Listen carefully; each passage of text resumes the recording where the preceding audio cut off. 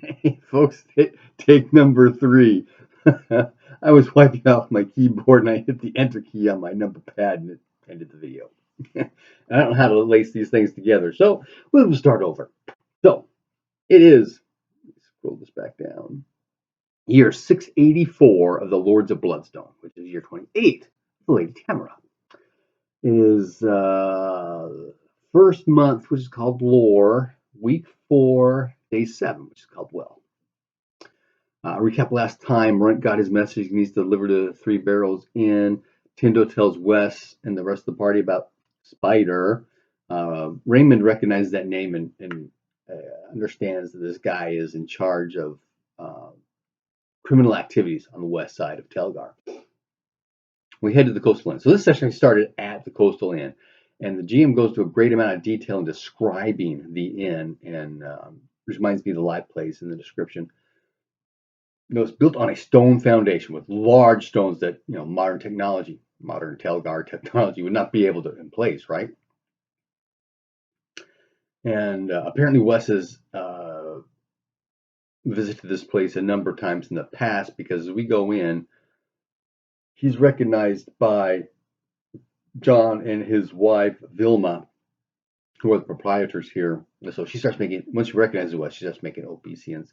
Wes's room is already occupied, so she has to find someplace else that she hopes is, up to standards kind of thing. And Wes is playing all this stuff off. Whatever you do is fine. This will be great. We're okay. And she's looking around to him. Do we need to take care of your party? Yeah, I've got plenty of room too. In fact, we need a place to store all our gear. So she gets a storage room. They lock up all of our stuff. Give me the key, or give Wes the key. And we have dinner. After dinner, we go down to the baths. I think the players, or the characters, should have known that this place is known for these baths. There's an underground hot springs grotto. And the GM again goes into great description about how the pools move from hot to cooler temperatures as they move up through this thing, and there's actually a waterfall at the top out into the ocean. So we soak in the hot tub, relax for the evening. There's lots of sailors here. In fact, Runt recognizes some of the tattoos. There's a Black Raven tattoo that he recognizes. Or was Wes looking for a Black Raven tattoo and they didn't have it?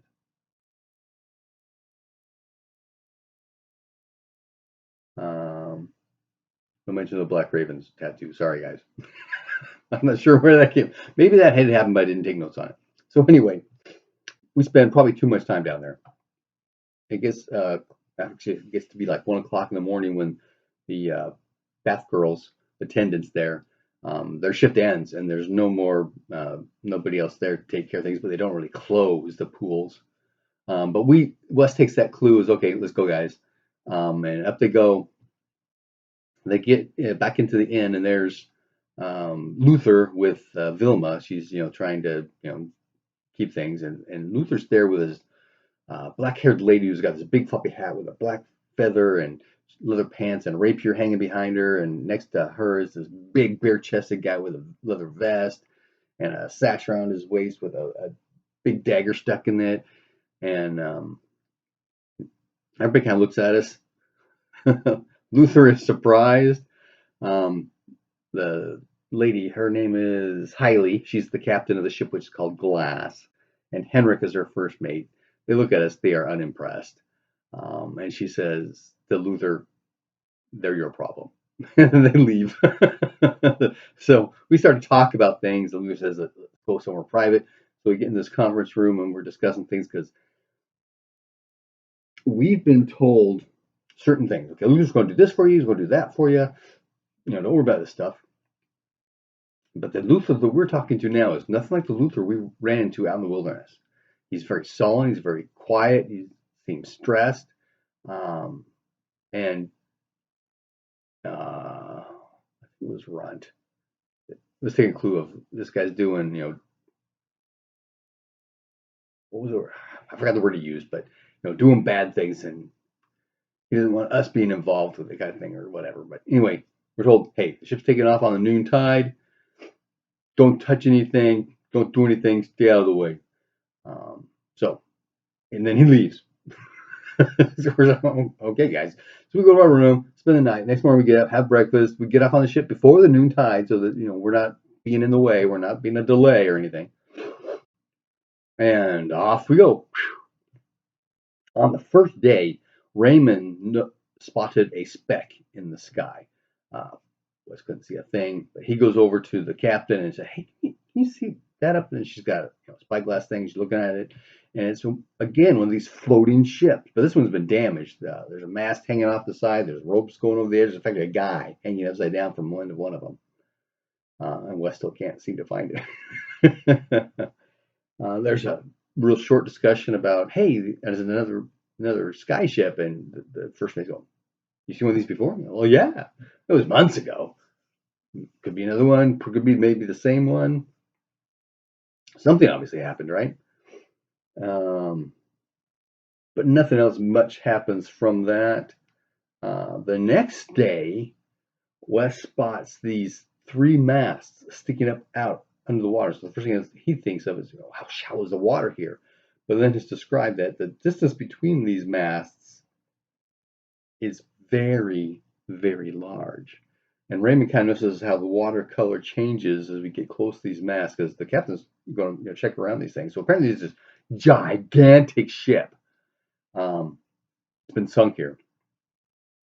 And Wes mentions, do we have like a sounding rope we can check and see how far down it is to this thing? And it's 20 feet at the highest point of the ship, which is not the forecastle, but the back castle. I forgot what it's called. But this back castle thing's got 7 different stages or layers or stories, right? And there are no, because Wes kind of mentions, what kind of trees would you need to make these masts? Because these masts are huge. And the captain overheard that and said, yeah, never seen any kind of tree that you can make a mast like this out of. So we kind of check it out. But then we go on. On the third day, and we spot a ship from Minot. The captain says, "Now they'll never be able to catch us before we get to backwater." And we get to backwater. About midday on day 3 of week 5 of lore, the first month, and we arrive in Blackwater, and Luther is getting upset with us. And it could be some of these comments that Runt keeps making, but it also could be that we're there. We're extra baggage. We're possible problems. That kind of thing. But Luther sets himself and he goes to his room. It's cold, it's wet because wintertime, right? Um, and so we get in, try and dry off, get something to eat, and we're asking about ships to Minot because that's where we're going, right? And the proprietor gets all stressed. We kind of mentioned, yeah, we saw a ship from Minot out in the bay, and so he sends a kid out who goes to the bailiff, and they start running alarms and go checking out the ship, make sure it's not these pirates coming to attack the town. So we get the idea. Nobody goes to Minot.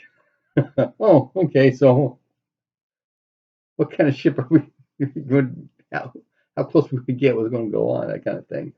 We're trying to talk to and think about ourselves. Eventually, Bailey actually does show up. We're pointed out.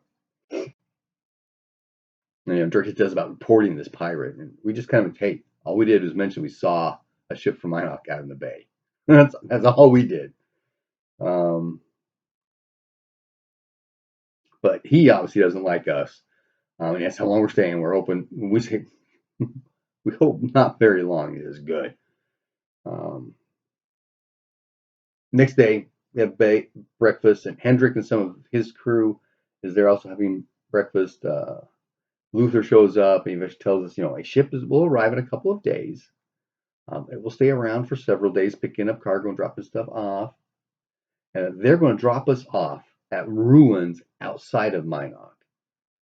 So we're discussing with him, okay, we need to change like everything. And he's kind of says, you guys have got to change everything because the quality of the clothes you have on now is higher than anything that you'll get there. Now, this town, they've got some livestock. It's got some wool and trade. We find this out later as the ship that comes takes care of things.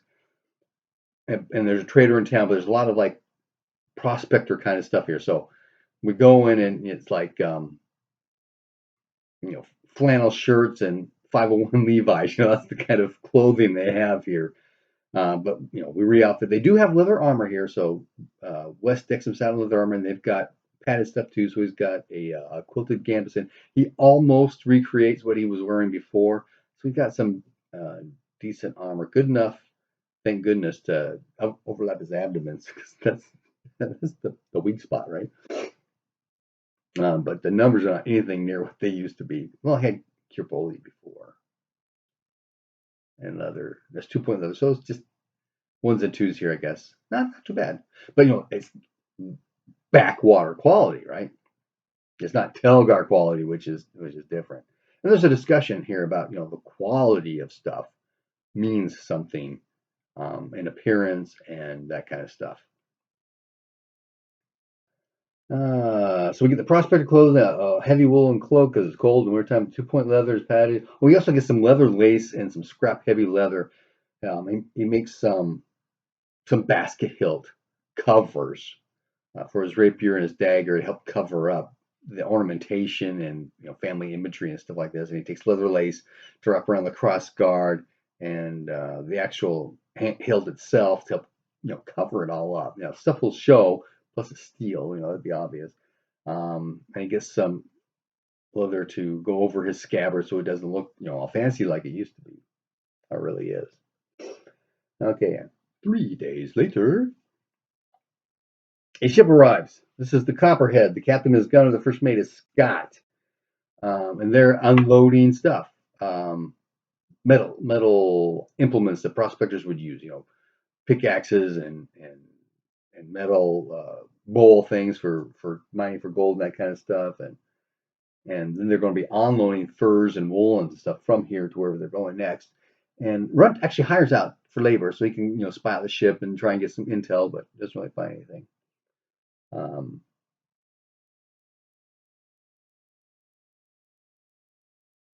A couple of days after the ship arrives, Luther comes back. Yeah, Luther took off. I've got things to do. And he goes and does his thing. So we've been wandering around town just killing time.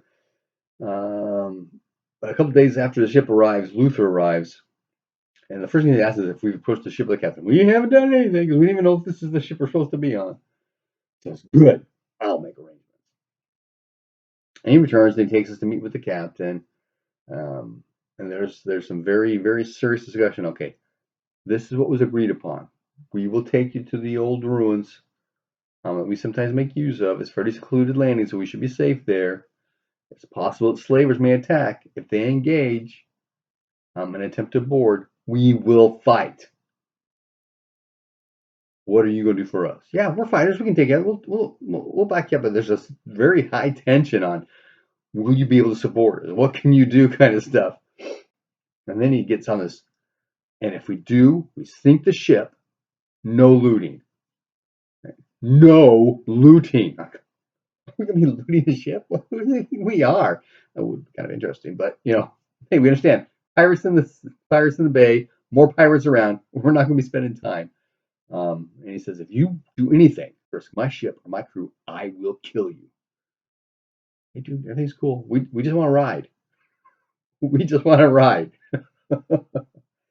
So we talked to Luther again about, okay, can you exchange money for us? Coinage, He set up a tab for us at the pager so that we didn't have to worry about money there.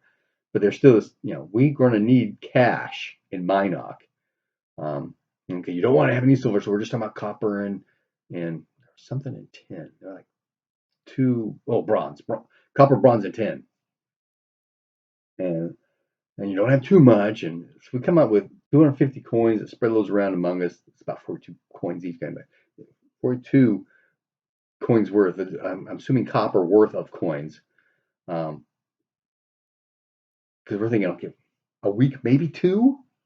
And there's some side discussion on, okay, we don't have the economy worked out quite right yet, so we don't really need to worry about that. They'll say, like we're paying 2 coins for our drinks.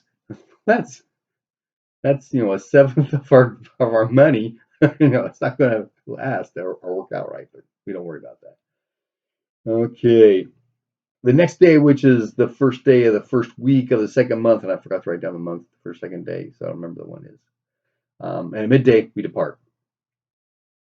3 days later, we didn't have any encounters getting towards Minok, and I, looking at the map, had misconstrued where Minok was. The actual ruins are on the tip of a peninsula, and then in the inlet is the city. And I thought the ruins were the city. And so the boat is moving towards the city. It's kind of cool. It's on the life plate. We've got the map up, and he's moving stuff around. We're using Owl Bear Rodeo, which seems to meet all of our needs.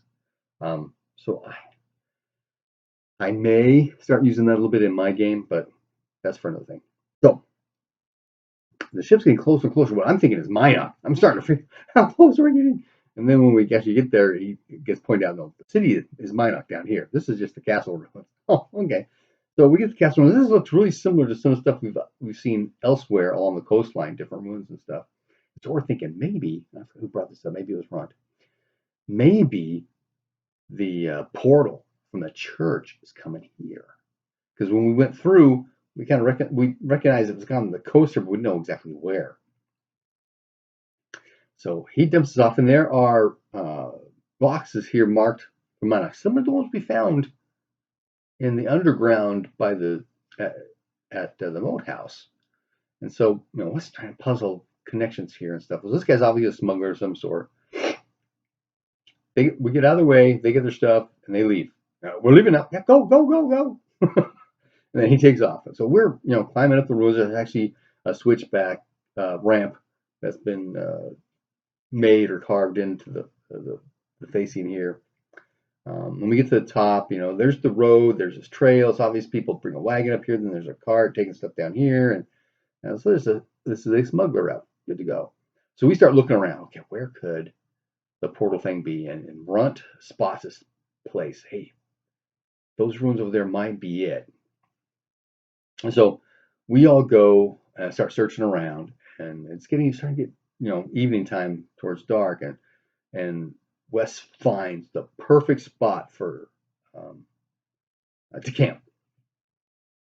And they're set up kind of going, hey, this is the place where the portal should be. Let's try to find the portal. Okay, so we've got a back door just in case. And we also have a way home, which is something that somebody, either the captain or Luther, was trying to stress on. How are you guys going to get out of here? Because we ain't coming back, I think. But after they left, we were thinking, well, when some smugglers drop off some stuff here, we just come and wait with it. And, hey, you want your stuff? Take us with you. But we don't have to do that now. We've got the portal. Okay, so next day, hey, we're about a half day out of Minot, but there's a path up here. And the only thing that comes up here is castle ruins, but there's also the road to Telgar. So anybody coming from the north side of town is probably, to Minot, a bad guy. So we're trying to discuss, what are we going to do? What kind of traffic is there? Could we sneak in through the north or not? And so we get to the road, we're kind of just watching the town traffic, and there's no real traffic going in through the north entrance of the town of Minot. Yeah, there are farms out there and villagers and stuff, and they will trickle in, but obviously we're not locals. So we take the long way around Minot, coming from the south. And while that happens, that took, 3 days to do that as well. On the evening of the second day, we notice this red glow to the south, which is near Goldak, which is a fortress, an ancient fortress of Forg, if I remember correctly. And on the third night, when Tindo and Wes are actually on watch, the Howler flies by over us, heading from Minot south, like to Goldak. So things are bad here, much worse than we had imagined. So we get to the south, hit the road. It's a half day into Minot again. There's some activity out in the fields, sort of winter wheat kind of stuff going on. As we get closer to the city, the first ones we come across are, peasantry mud huts, right? One story, wattle and daub, thatched roof kind of stuff, right? Everything is muddy mess, and it's just cold. Folks we do see, and there's not a lot of them, are dressed in ratty clothes, using blankets to help keep themselves warm. Um, so obviously we stand out, even with our backwater clothing. We've got better stuff than everybody around here, and it's pointed out to us how narrow the roadways are. Single track wagon is this main route going in. Alleys that are one or two people wide, kind of thing. Um, and then as we're going, oh, and the gates, the southern gates of this place have been destroyed, and the GM keeps most of the city blacked out. And we see part of the wall coming in. It's all blacked out. There's these buildings here. As we get closer to the gate, the buildings on the right start being, better and bigger built kind of thing, and come across a building with a signpost with three barrels in. So there's a big discussion between all of us. Okay, what are you going to do now? We're going to go to the inn and take care of stuff, or we're going to try and go to town. And we eventually just go to the inn, see what we can find out. This is a two-story place, and it's got a series of buildings built around us, similar to the construction of the inn, the Cliffside Inn, where you've got an inner courtyard with these outbuildings around it, kind of stuff. So we go in. There's a couple of groups of a couple of guys. They're on either side of the fire. We kind of find a place near the fire, away from them, and order drinks. The serving girl, Heta, we don't find her name out till later, but she shows up and she's very surly. What do you want? Something warm to drink. Okay, so she gets a pitcher and gets that cups for us, put them on the table. She goes to the fire, pulls out this red hot poker, puts it into the pitcher until it stops sizzling, puts it back in the fire, and pours out our warmed wine. What a mess! And then she's standing there. And Brian goes, "She's going to get paid." Eventually, Raymond says, "Oh," and pulls out a coin. And how much for the wine? And pays her. And then she goes off. So we're just kind of sitting around listening. We talk a little bit about stuff, just trying to make normal conversation so we don't stand as we're just watching people. Eventually, more folks come. Oh wait, no, something happens. Somebody mentions about it's good to get something more than rabbit. I'm getting tired of hunting, that kind of stuff. And the guys at the tables, they notice that. In fact, one group gets up and just leaves. The other group gets up, and as they're walking by, one says, "You better not let the lords find out you've been hunting on their lands," and leaves. Oh man, this place is a pit. But we get a close place to the fire. Eventually, dinner time's around, more people coming in.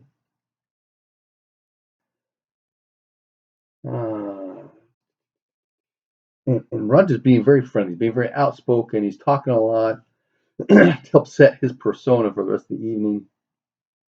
He'll be talkative and talking to people. Eventually, because he's trying to find this person he's supposed to make deliver this message to, and there are code words involved. And he actually talks to Hedda, and he mentions the code word, and she seems to notice what that word was, but she doesn't reply the proper reply word. And so, what's going on? Okay, now, how do I find my guy? But as more people come in, he's starting to talk to people. He has to talk with this guy who offers him a drink up at the bar, and he calls Hedda by name. That's why we find out what her name is.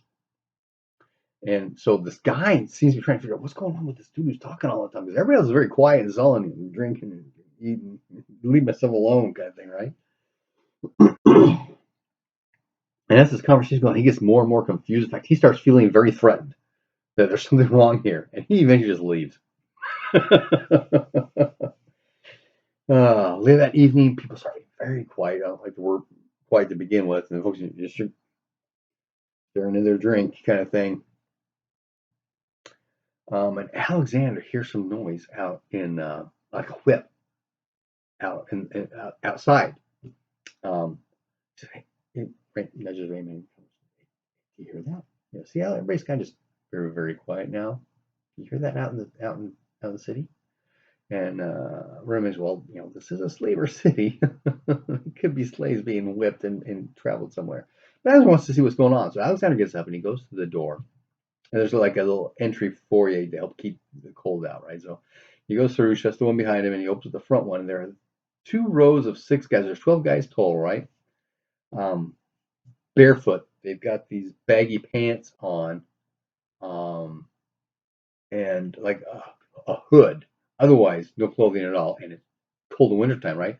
They've got a tablet in their hand, and the first thing I thought of was that Monty Python thing. Oh, may there on my day. And it's close. They take a few steps and they'll have a whip and they whip their back. And they start walking some more and then they stop and they whip their back.